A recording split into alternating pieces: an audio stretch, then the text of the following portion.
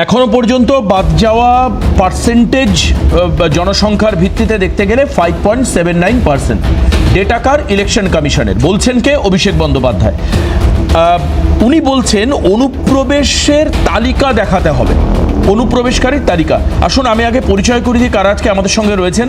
আমাদের সঙ্গে রয়েছেন এনবিএসটিসির বর্তমান চেয়ারম্যান প্রাক্তন সাংসদ পার্থপ্রতিম রায়, তৃণমূল মুখপাত্র। স্বাগত জানাই পার্থ দাকে অনুষ্ঠানে।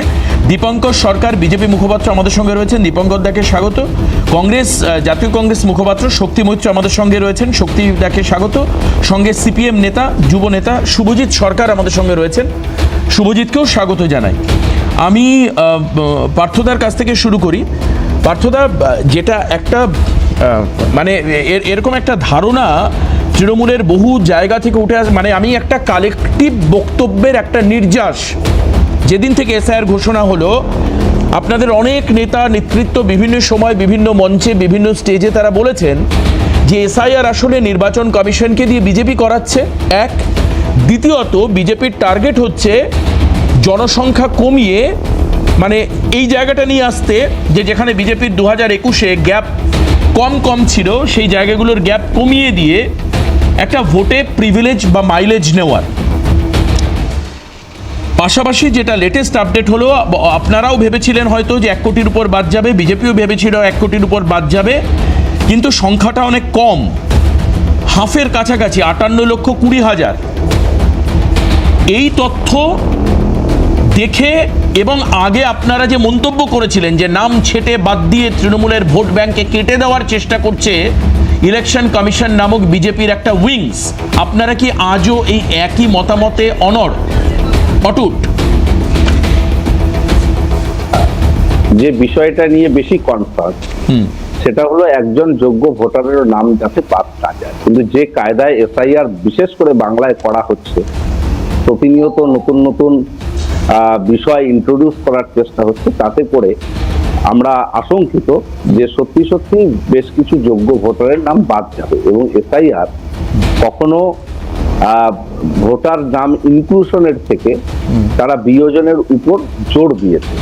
এই কথা কেন আমরা বলছি? কারণ এই কিছুক্ষণ আগে ইলেকশন কমিশন একটা নোটিফিকেশন জারি করেছে, যদিও সেটা তৃণমূল কংগ্রেস বারবার দাবি করেছে বলে সম্ভবত এটা হতে বাধ্য হয়েছে।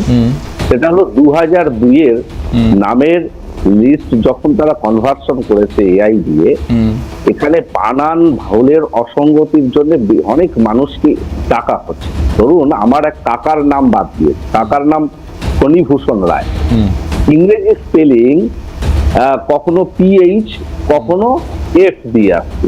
তো 2002-এ তার ইংলিশ বানানের নাকি স্পেলিং ছিল এফ দিয়ে, এখন 2025-এ যে লিস্টটা খসড়া ড্রাফট আগে বেরিয়েছিল সেটা পিএইচ। এই সামান্য কারণে তাকে ডাকা বা তার কাছে ডকুমেন্ট চেয়ে পাঠাবো।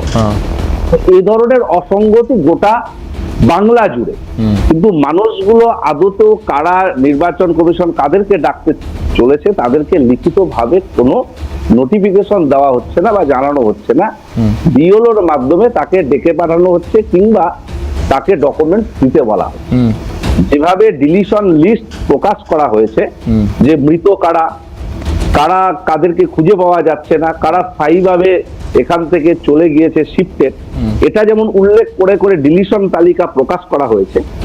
আমরা চাই যে একই কায়দায় কাদেরকে ডাকা হচ্ছে, কি কারণে ডাকা হচ্ছে, সেই তালিকাটা ক্যাটেগরিক্যালি প্রকাশ করা হোক, সেই মানুষগুলো জানুক যে তিনি কেন ডাকটা পাচ্ছেন।